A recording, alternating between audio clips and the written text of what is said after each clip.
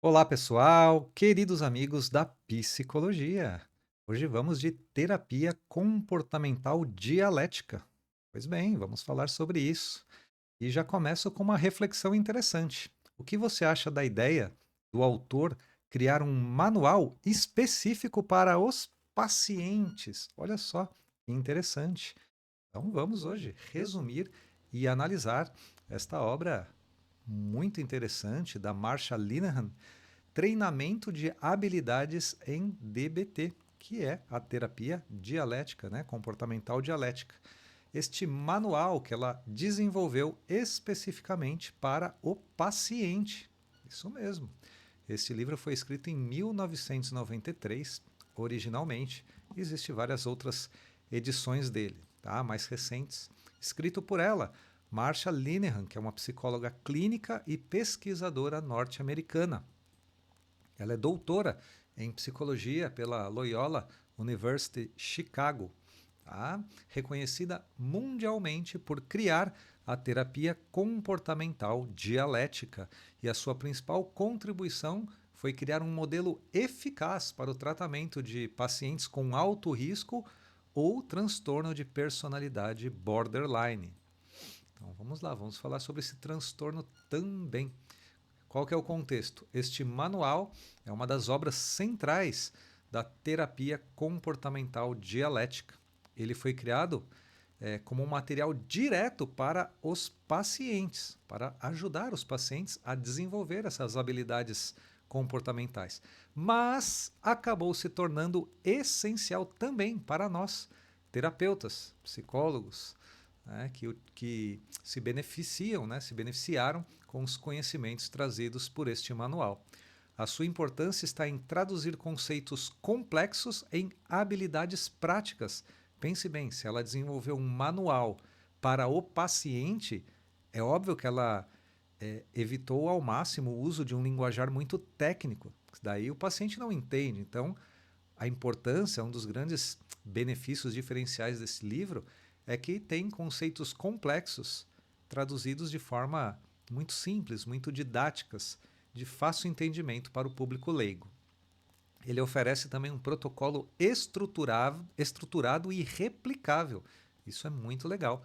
E também a sua importância está em ser uma das abordagens com maior evidência científica para o comportamento suicida, a automutilação e a desregulação emocional. Então vamos lá, qual que é a mensagem principal do livro? Que o sofrimento psicológico intenso ele pode ser regulado por meio do aprendizado sistemático das habilidades emocionais, cognitivas e comportamentais. Tudo isso equilibrando aceitação e mudança. Então vamos lá. Você pode aprender habilidades para viver melhor, mesmo quando a sua dor emocional parece insuportável. Então, ela defende isso. A princípio, quem está vivendo um sofrimento intenso, significativo, pode estranhar esta frase, tá? Mas a autora insiste que é possível extrair algo de positivo, aprender algo, né? Mesmo diante de todo um sofrimento. Tá? Então, vamos para os principais conceitos desta obra. Vamos começar por dialética. Se é a terapia comportamental dialética, eu preciso entender o que é dialética, né? Mas vamos pela perspectiva da autora. Segundo Marsha Linehan, dialética é a capacidade de sustentar duas verdades aparentemente opostas ao mesmo tempo, sem anular nenhuma delas, buscando uma síntese mais funcional. Calma aí que vai ficar claro. Ou seja, equilibrar duas forças aparentemente opostas. Equilibrar, eis aqui a chave, o código para entender a questão da dialética. Então, aceitar a realidade como ela é. Esse é o primeiro ponto. Segundo, trabalhar ativamente para mudá-la. Como que você vai mudar algo que você não aceita? Então, se você tem uma característica na sua personalidade que você entende que te traz prejuízo, primeiro aceite que você tem essa característica. Pode ser uma raiva, pode ser uma avareza, pode ser uma inveja, pode ser um excesso de criticidade. Né? aceite. Aceite essa realidade. Depois você trabalha para mudá-la.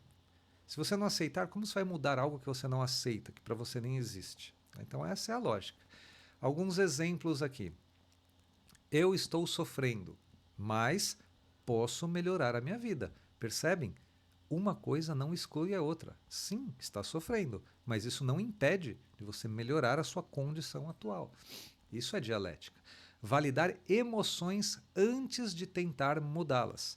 Então, sempre deixando claro que validar as emoções do nosso paciente não significa validar o que ele esteja fazendo. Às vezes ele pode estar fazendo, tendo comportamentos que o prejudiquem, que prejudiquem outras pessoas. Você não vai validar isso, você vai validar o que ele está sentindo, tá? Para ele se sentir compreendido. Aceitar o passado sem desistir do futuro. Percebem a dialética aí?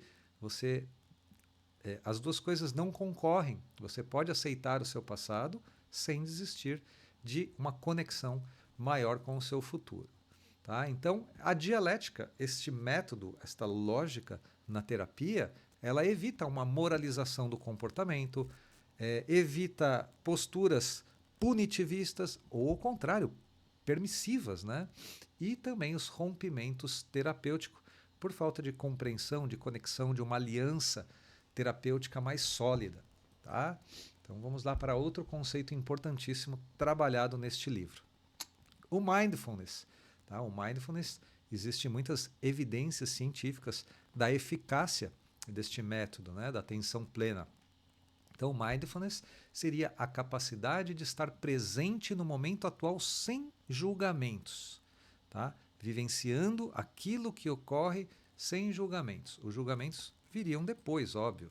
Tá? Então, primeiro, observar, notar experiências internas e externas. O que está acontecendo no mundo externo, mas o que eu estou pensando e refletindo sobre o que está acontecendo.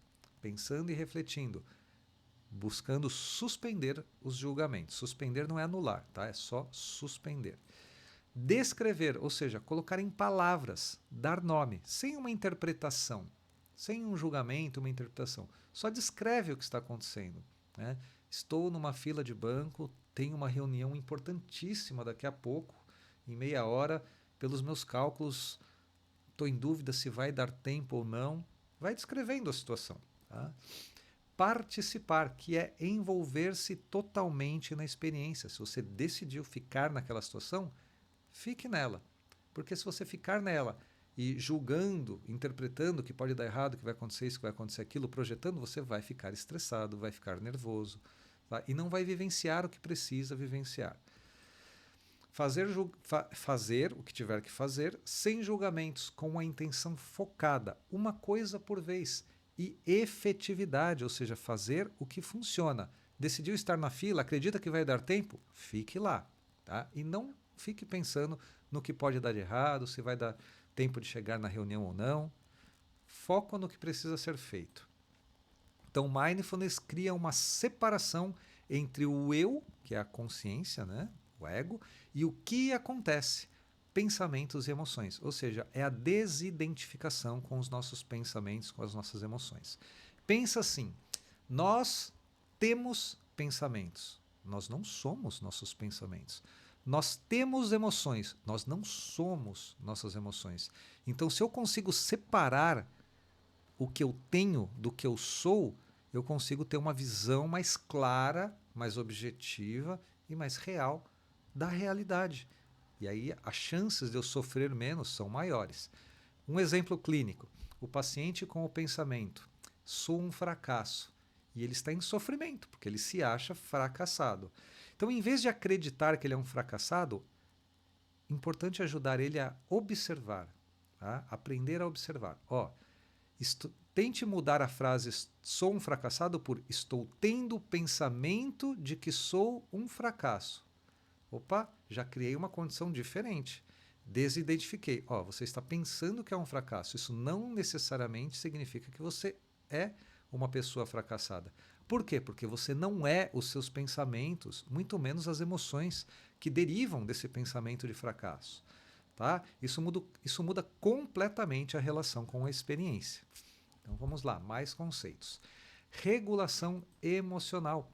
Aprender a identificar, entender, né, e modificar as emoções intensas. Identificar, entender para modificar.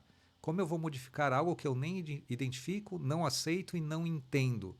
Então vamos identificar, entender, compreender, jogar luz nessa questão para depois promover as modificações necessárias. Qual que é o modelo da terapia comportamental dialética? Tem um evento, tem a interpretação e, obviamente, surge uma emoção. A emoção te leva a uma ação, um impulso, tá? Um impulso que leva a uma ação. Isso vai ter uma consequência. Se antes do impulso e da ação eu trabalho esta minha emoção, eu mudo o tipo de ação e, consequentemente, muda a consequência também. E posso evitar alguns arrependimentos assim. Então, você tem que agir contra o impulso da emoção, quando ela não é funcional, obviamente. Tá? Esta é a lógica. Vou exemplificar aqui. Nomear emoções. Isso é raiva? Isso é tristeza? Isso é ódio? O que é isso que eu estou sentindo agora? E não se deixar levar por ela instantaneamente, impulsivamente, sem uma reflexão prévia. Reflita. A reflexão prévia, o uso da razão é vital quando a gente fala de inteligência emocional, de regulação emocional. O uso da razão para avaliar e reavaliar as emoções e os eventos que promovem esta ação. Depois você age, tá? Então vamos lá.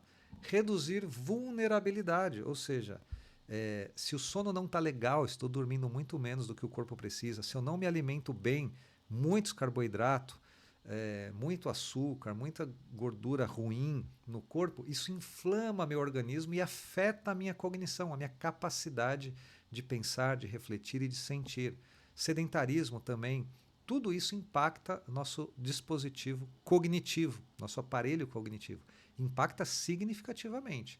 Então eu preciso reduzir vulnerabilidade. Não é que o sono, a alimentação e a falta de exercícios fazem com que a gente tome decisões erradas. Não é isso, não é uma correlação direta.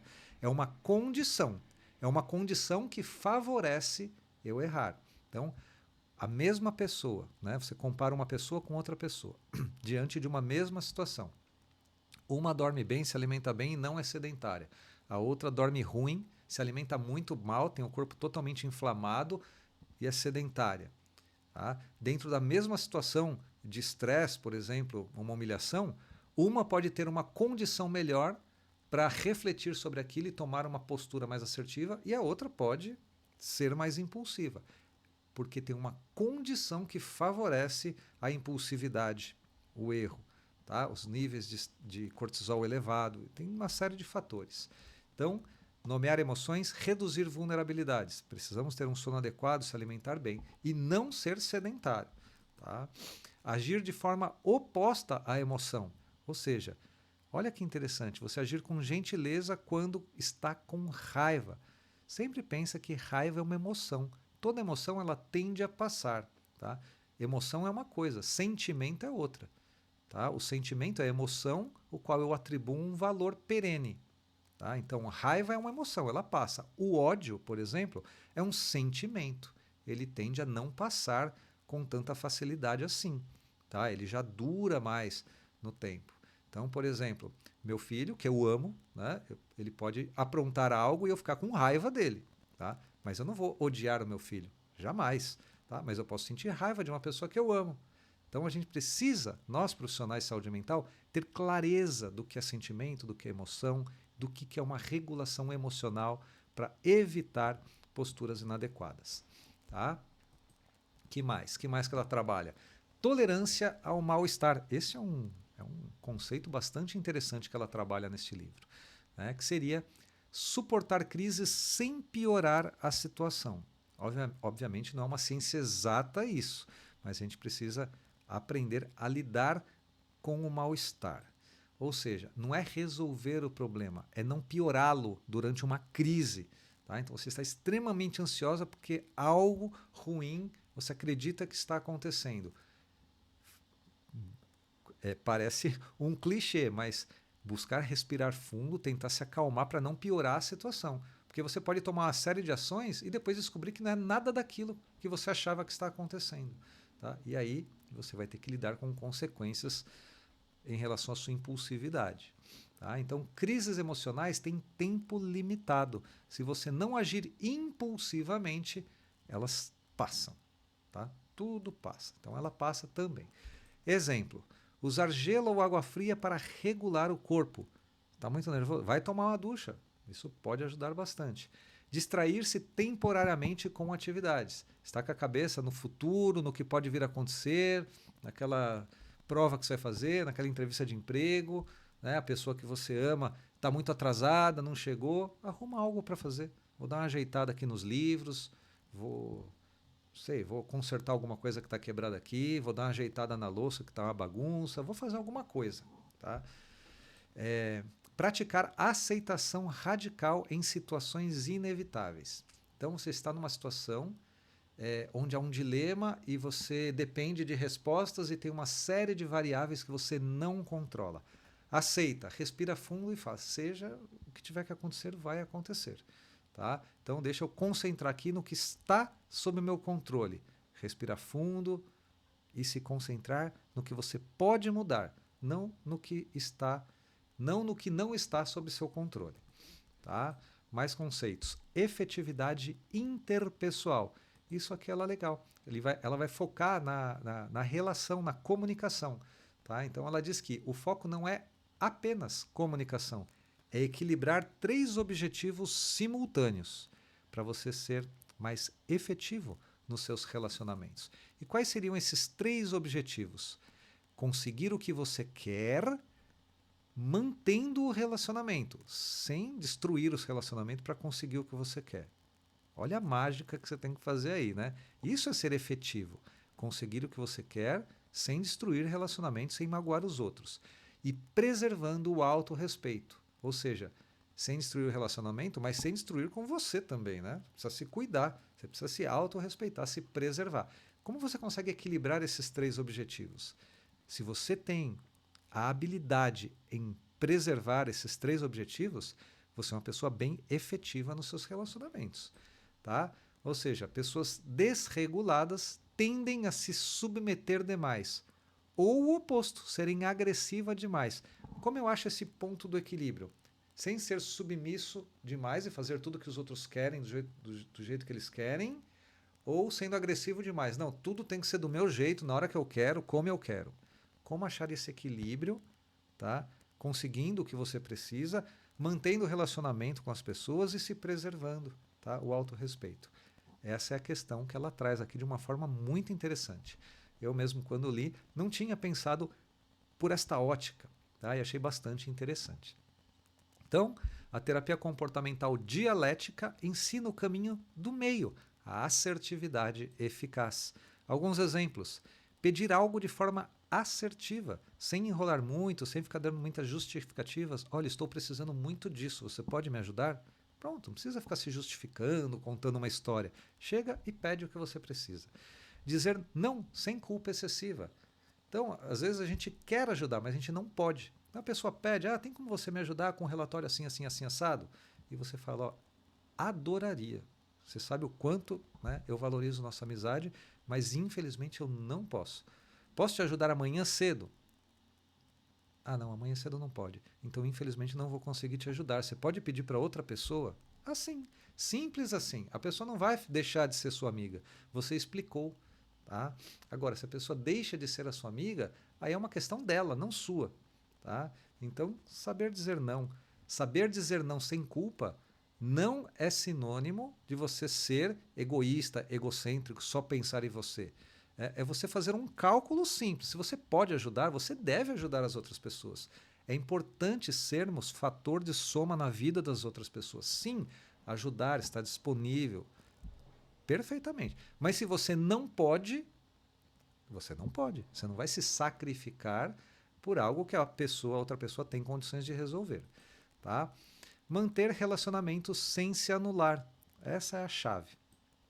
Outro conceito interessante, o de validação, que é reconhecer que sentimentos fazem sentido dentro do contexto. Óbvio, a invalidação crônica comum em muitos pacientes, gera confusão emocional, autocrítica extrema, intensificação da dor. Gravem isso, invalidação crônica. Pensa numa criança, num pré-adolescente, num adolescente que se desenvolveu num ambiente invalidante. E ela se constituiu, se permeou desta forma, confusa, se criticando demais, sentindo dor, sofrimento. Como você acha que um adulto chega na fase... Como essa pessoa chega na fase adulta, como que você acha que ela chega? Pois bem, prestem atenção. A validação, ela regula o sistema emocional antes de qualquer mudança. Tá? Lembrando que validação do sentimento, das emoções, não necessariamente do que a pessoa está fazendo, porque ela pode estar fazendo coisa errada que prejudica ela mesma ou que prejudica os outros. Mas você pode validar. Olha, eu te entendo, eu entendo essa sua emoção, eu entendo que você está angustiado, eu entendo que você está ansioso, eu entendo que você está frustrado, mas esse caminho que você está seguindo não é muito positivo. Validação é isso. E essa validação, ela regula o sistema emocional de qualquer pessoa. Tá? Exemplos aqui. Faz sentido você estar triste? Entendeu essa frase? Não é uma pergunta, é uma afirmação. A pessoa está angustiada, está fazendo algumas coisas ali que você acha perigosas. Aí você fala para ela, faz sentido você estar triste, eu te entendo. Talvez eu estaria da mesma forma que você. Validar o sentimento, as emoções. Validar sem concordar com comportamentos destrutivos. É esse cuidado que eu venho ressaltando aqui para vocês. A autovalidação, reconhecer a própria dor. Ajude a pessoa a reconhecer os sentimentos que pertencem ao contexto e às circunstâncias. Tá? Então, sempre muito cuidado com a questão da validação. Precisamos validar, sim, mas não comportamentos destrutivos. Aceitação radical. O que é aceitação radical para a autora? É aceitar completamente a realidade como ela é, sem resistência interna. Esse é o primeiro passo para a mudança. Porque eu aceito algo destrutivo, algo ruim em mim, coloco luz, começo a pensar, a refletir sobre aquilo, começo a elaborar isso para poder promover mudanças. Não dá para promover mudanças em relação a algo o que eu nem aceito, que para mim às vezes nem existe. Tá? Então vamos lá. Não significa concordar, gostar ou desistir. Aceitar não é concordar. Tá? Aceitar é aceitar. Eu aceito que existe essa realidade, não concordo com ela, não gosto dela, tá? Também não vou desistir, não é nada disso, é aceitar. Ok, entendo que existe isso em mim, preciso trabalhar isso em mim. Significa parar de lutar contra o fato de que aquilo aconteceu ou acontece. Tá? O sofrimento psicológico intenso vem mais da não aceitação do que do evento em si. O evento está lá. Às vezes você não aceita de jeito nenhum aquilo, aí você sofre. A partir do momento que você aceita aquela realidade, você respira fundo. Para de aceitar. Parece que é um piano das suas costas. Né? Exemplos aqui. Aceitar perdas irreversíveis. Isso é sensível, é delicado. Às vezes a gente perde um emprego que é muito caro para nós. Às vezes a gente perde, né, um relacionamento. Né? O nosso parceiro ou parceira rompe conosco e nós temos que aceitar a liberdade da outra pessoa querer ou não ficar com nós. Não podemos obrigá-la, forçá-la a estar com nós. Precisamos aceitar essas perdas. Tá? Às vezes um ente querido parte, né? Falece, e aí o que a gente faz? A gente precisa aceitar essa realidade, por mais dura que ela seja. Tá? Porque se eu não aceito, eu me mantenho no sofrimento. Parar de lutar contra o que não pode ser mudado. Tá? E reduzir sofrimento secundário, ou seja, raiva sobre a dor. Dá para trabalhar isso. O passo é a aceitação radical da realidade. Amar a realidade como ela é. Percebem? Se você tem alguma limitação, aceita essa limitação. Se você tem alguma característica, aceita essa característica. Não lute contra ela. Tá? Isso só vai te fazer mal. Ok? Aceitação não é sinônimo de conformismo. Você aceita para poder transformar. Tá? Não posso deixar de fazer essa ressalva, senão as pessoas vão falar que a autora está promovendo um conformismo. Não é isso, é muito pelo contrário. aceitar a realidade do jeito que ela é, para poder transformar o que é possível ser transformado e mudado, ok? Vulnerabilidade emocional, outro conceito bastante interessante que a autora traz. Algumas pessoas são biologicamente mais sensíveis às emoções. Prestem atenção nisso que eu vou falar agora, tá? Da questão da vulnerabilidade emocional. Existem características inatas de ordem biológica em nós, tá? Então, algumas pessoas elas são mais sensíveis às emoções que as outras e apresentam características principais. Então, pensa que existe a sensibilidade emocional no ser humano. Essa sensibilidade pode ser alta ou baixa, tá? Quando essa sensibilidade é alta, a pessoa reage a estímulos menores. Então, aconteceu uma coisinha, tem pessoa que reage àquilo, tem pessoa que, para ela, ok, está normal. Então, a alta sensibilidade emocional, a pessoa reage a estímulos menores. Existe a intensidade desta emoção, tá? Tem a sensibilidade, tem a intensidade, que pode ser alta ou baixa. Quando é alta, emoções mais fortes do que a média para aquele mesmo evento. O mesmo evento ocorre, tem pessoas que sentem aquilo com uma intensidade muito grande e outras que sente aquilo, mas está tudo bem, consigo gerenciar bem essa emoção. E tem o retorno lento ao baseline, ao padrão, tá? Que quando é lento, ele demora mais, a pessoa demora mais para se acalmar. Então esse retorno ao baseline pode ser rápido ou pode ser lento. Tem pessoas que passam por uma raiva, mas passa 1 minuto, 2, ela já voltou para o baseline dela, já se acalma, já se estabiliza e já vai fazer o que tem que fazer e tocar a sua vida. E tem pessoas que ficam remoendo aquela raiva, remoendo, ou seja, um retorno lento ao baseline.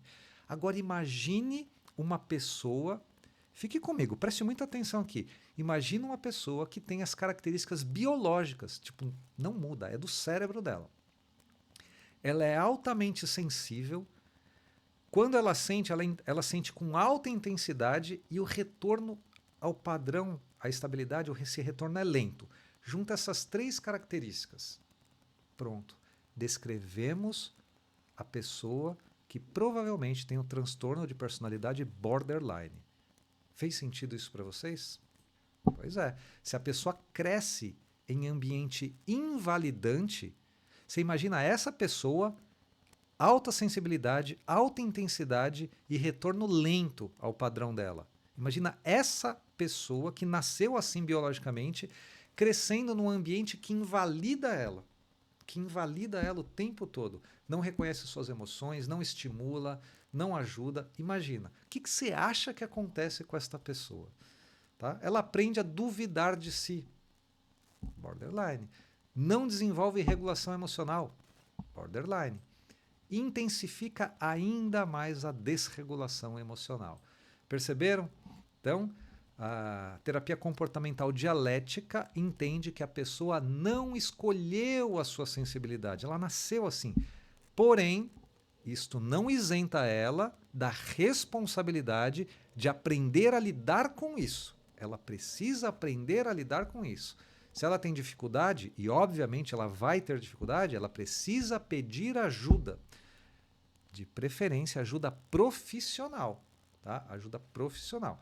Psicólogo, terapeuta, alguém que tenha conhecimento dessa dinâmica, desta lógica, para ajudá-la a sair dessas questões. Tá? Exemplos.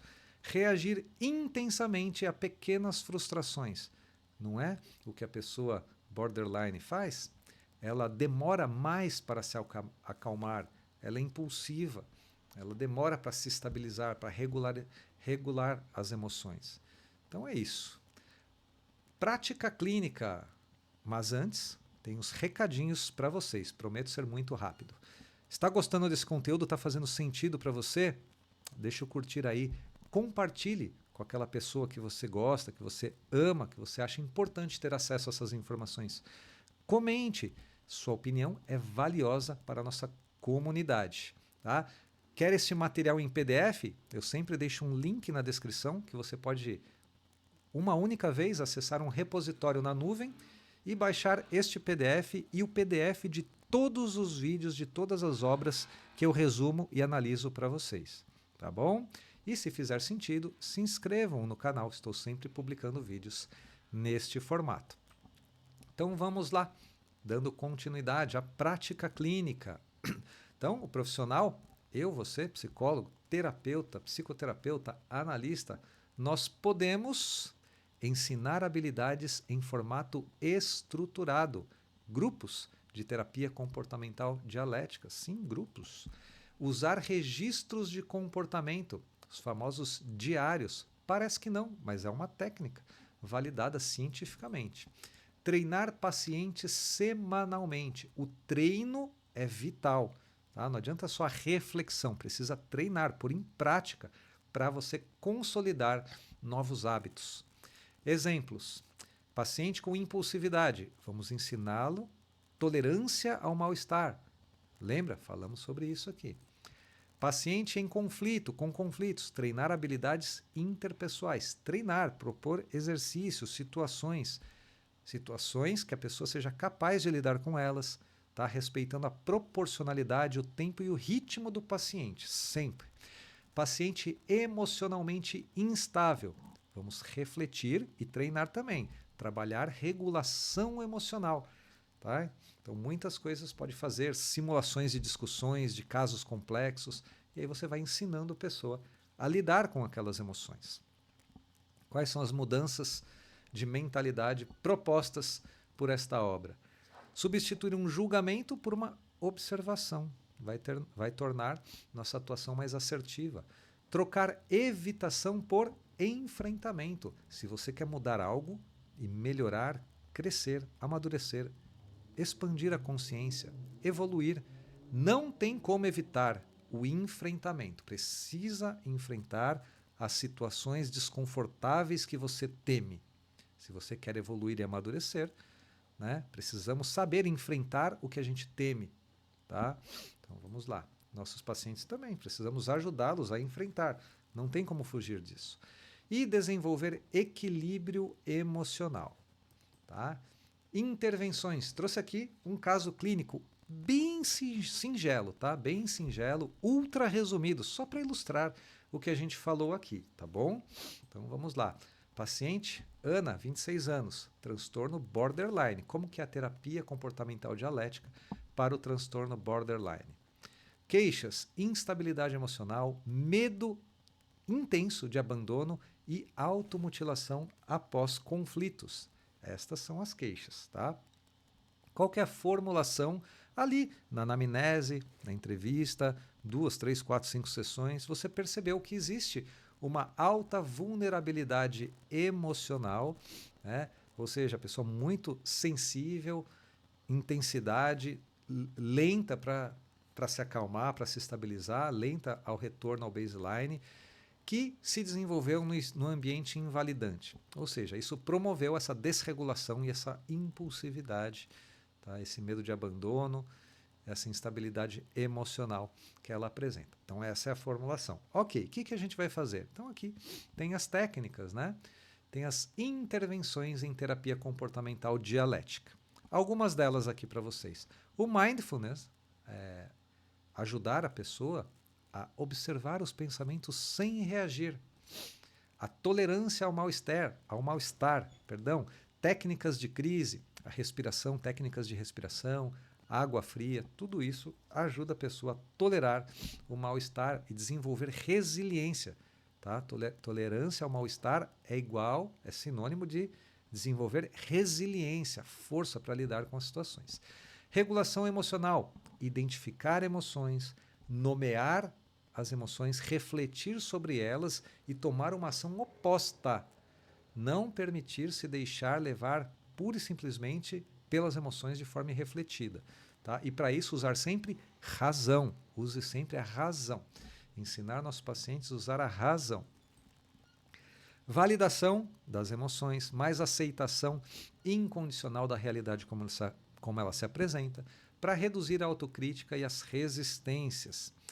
Quais são os resultados aí no médio e longo prazo? Obviamente que os resultados também vêm, alguns no curto prazo. Mas no médio e longo prazo eles vêm de forma consistente. Redução consistente da automutilação, redução significativa das intensidades das crises, um aumento do controle emocional, um aumento significativo e consistente na qualidade dos relacionamentos, tá? Porque qual que é o insight central aí da terapia comportamental dialética? Não é parar de sentir. Ninguém para de sentir. O sentimento surge. A gente às vezes nem escolhe. Na maioria das vezes a gente não escolhe. É aprender a lidar com o que se sente. Percebem? Isso é uma responsabilidade nossa, uma responsabilidade do nosso paciente. Aprender a lidar com o que se sente. Não dá para fugir desta responsabilidade. Não dá para fugir do enfrentamento. Se eu não sei como lidar com o que eu sinto e sou impulsivo, pavio curto, explosivo, é a minha responsabilidade respirar fundo e falar, eu preciso de ajuda para aprender a lidar com isso, porque eu preciso aprender a lidar com isso. Eu não posso exigir que todo mundo aceite eu do jeito que eu sou, explosivo, intempestivo, agressivo, violento. Não é assim que funciona, tá? E é isso que precisamos transmitir para os nossos pacientes. Trouxe algumas frases marcantes da Marsha Linehan, olha ela aí, tá? Pensando nesta obra. As pessoas estão fazendo o melhor que podem e precisam aprender a fazer melhor. Percebem? Nunca se acomodar. Tá? O contexto aqui é o princípio central da terapia comportamental dialética. Aceitação para a mudança. Primeiro aceito, elaboro e depois vem a mudança. A dor é inevitável, o sofrimento é opcional. Essa é clássica, hein? Olha só, essa é clássica. A dor é inevitável, o sofrimento é opcional. Faz sentido isso para você? Você acha essa uma frase clichê? Ela é real ou não? O que você acha? Deixa aí nos comentários a sua opinião. Contexto. Distinção entre experiência emocional e resistência a ela. Óbvio, né? Muito claro. Você não pode mudar o que se recusa a aceitar. Falei isso várias vezes. Marsha Linehan fala isso várias vezes. Qual que é o contexto aqui? É a base da aceitação radical. Eu preciso aceitar a realidade como ela se impõe para mim. Depois que eu aceito, eu reflito sobre ela e vejo o que é possível mudar. Tá? Reflexão final é que o sofrimento emocional intenso não precisa ser o fim da linha.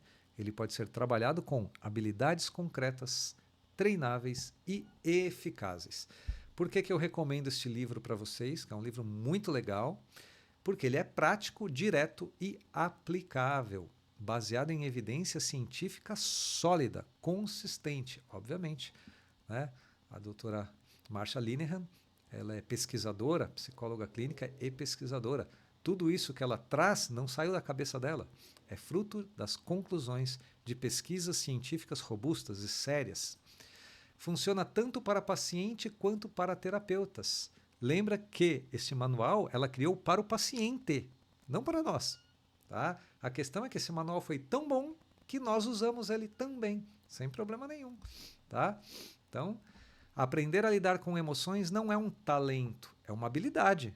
E como qualquer habilidade, obviamente, pode ser treinada, fortalecida, transformada em uma nova forma de viver. Muito bonito, né?